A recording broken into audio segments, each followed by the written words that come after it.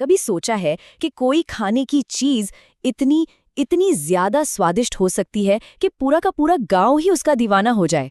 लेकिन क्या हो अगर उसका स्वाद लोगों को अंदर से ही बदल दे? आज हम एक ऐसी ही कहानी की परतों को खोलने वाले हैं।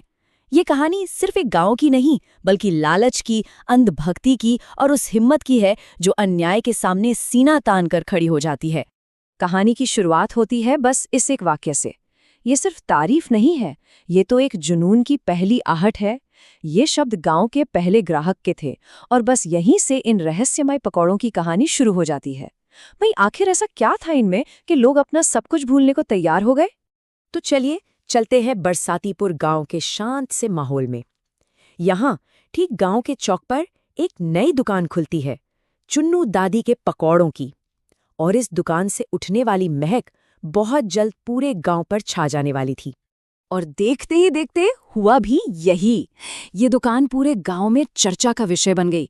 गांव का सबसे अमीर सुनार, उपवासी, वो एक ही बार में 12 प्लेट चट कर गया और हर घर जाकर इसकी तारीफ करने लगा। अगले ही दिन तो क्या सरपंच, क्या किसान, हर कोई वहां मौजूद था और सबके मुंह पर एक ही बात थी, ये पकौड़े नहीं, ये तो जादू है, खरा सोना है। पर कहते हैं ना, हर चमकती चीज सोना नहीं होती। इस स्वादिष्ट कहानी का एक स्याह पहलू भी था। दुकान पर जो ठहाके गूंज रहे थे, उनके पीछे गांव के घरों की दीवारों में एक बहुत ही खौफनाक सन्नाटा पसर रहा था। यहाँ पर जरा इस फर्क को देखिए। दुकान पर ये आदमी पकोड़ों को खरा सोना कहते थे, लेकिन घर पहुंचते ही अपनी पत्नियों को पागल चुड़ैल, बाहर सबसे हंस बोल रहे हैं और घर में एकदम लापरवाह नजरें चुरा रहे हैं। ये सिर्फ व्यवहार का बदलाव नहीं था, नहीं, ये तो इंसानियत के खोने का साफ साफ संकेत था। उन पकोड़ों का जादू अब अपना असली रंग दिखा रहा था। और फिर एक ऐसी घटना होती है जो चुन्नू का असली चेहरा और इन आदमियों पर हुए जादू की गहराई को सबके सामने ले आती है। एक छोटी सी बच्ची रिमी भूख से बेहाल बस थोड़े से पकौड़ों की भीख मांगती है, लेकिन मदद की जगह उस बच्ची को मिलती है चुन्नू की एक बेरहम लात। और सबसे ज्यादा डरावनी बात क्या थी पता है? वहां मौजूद सारे आदमी जो उस जादू के असर में थे, बस चुपचाप ये सब देखते रहते हैं। किसी की इंसानियत तक नहीं जागी। पकौड़ों का स्वाद एक मासूम बच्ची की चीख पर भारी पड़ गया था। जब मामला गांव की पंचायत में पहुंचता है तो वहां भी चुन्नू का जादू सिर चढ़कर बोलता है।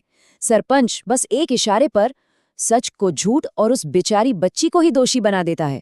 और वहां मौजूद हर मर्द, सब खामोश रहते हैं। सरपंच की पत्नी रंजना ये सब अपनी आंखों से देख रही थी और वो समझ गई थी कि अगर न्याय चाहिए तो उसके लिए खुद ही लड़ना पड़ेगा। इस घोर अन्याय को देखकर गांव की औरतें रंजना के साथ मिलकर मामले की तह तक जाने का फैसला करती हैं। वो समझ जाती हैं कि अगर उन्हें सच्चाई जाननी है तो उन्हें अब खुद ही कुछ करना होगा। और जब वो रात के अंधेरे में अपने पतियों का पीछा करती है ना, तो जो नज़ारा वो देखती है ना, वो उनके पैरों तले जमीन खिसका देता है। गांव के मर्द, उनके पति, चुन्नू के गुलाम बन चुके थे। सरपंच उसकी भैंसें धो रहा था, किसान उसके खेत जोत रहा था और सुनार को हुक्म दिया जा रहा था कि वो उसके लिए हार लेकर आए। उनका मान सम्मान सब कुछ छिन चुका था। आदमियों के जाने के बाद भी वो औरतें वहीं छिपी रहती हैं। वो जानती थीं कि चुन्नू की इस ताकत का कोई ना कोई राज तो जरूर है और वो उसे खोज निकालने वाली थीं। अंधेरे में छिपकर वो बस सही मौके का इंतजार कर रही थीं। और फिर उनकी आंखों के सामने वो राज खुलता है जिसने पूरे गांव को गुलाम बना रखा था। चुन्नू एक एक करके अपनी रस्म पूरी करती है। एक काला कपड़ा, फिर नींबू मिर्च, कोई गुप्त मंत्र और आखिर में एक चुटकी रहस्यमयी भस्म। अब शक की कोई गुंजाइश ही नहीं थी। ये स्वाद का नहीं, ये तो काले जादू का खेल था। और तभी चुन्नू अपने असली इरादे जाहिर करती है। उसका मकसद सिर्फ पैसा कमाना था ही नहीं, बल्कि पूरे बरसातीपुर गांव को अपना गुलाम बनाना था। लोगों की जमीनें, उनकी पत्नियां, सब कुछ हड़पना था। ये सब जानने के बाद उन औरतों को ये एहसास हो जाता है कि अब मदद का इंतजार नहीं किया जा सकता। उन्हें खुद ही कुछ करना होगा, और वो भी तुरंत। और फिर वो कर गुजरती हैं जो शायद किसी ने सोचा भी नहीं था। एक पल की भी देरी किए बिना वो तीनों चुन्नू पर टूट पड़ती हैं। एक उसका हाथ पकड़ती है, दूसरी उसे जकड़ लेती है और तीसरी उसके हाथ से वही जादुई पकौड़ा छीन लेती है। ये डर का नहीं, ये हिम्मत का हमला था। चुन्नू के लिए ये एक ऐसा झटका था जिसकी उसने कल्पना भी नहीं की थी।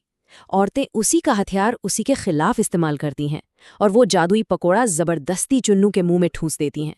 जिस जादू से उसने सबको वश में किया, आज वो खुद उसका स्वाद चखने वाली थी। और असर तुरंत होता है।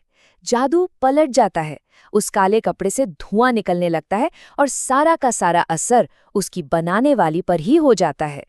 चुन्नू अपने ही जादू का शिकार होकर जमीन पर गिर जाती है और इस एक पल में रंजना पूरी तरह से हालात को अपने काबू में ले लेती है। शक्ति का जो संतुलन था वो पूरी तरह से बदल चुका था। गांव की औरतें अब सिर्फ पीड़ित नहीं थी, बल्कि गांव की रक्षक बन चुकी थी। इसके बाद कहानी अपने अंजाम तक पहुंचती है, एक ऐसे अंजाम तक जहां पूरे गांव को अपनी गलती का एहसास होता है और ये जीत उन महिलाओं के साहस के नाम लिखी जाती है।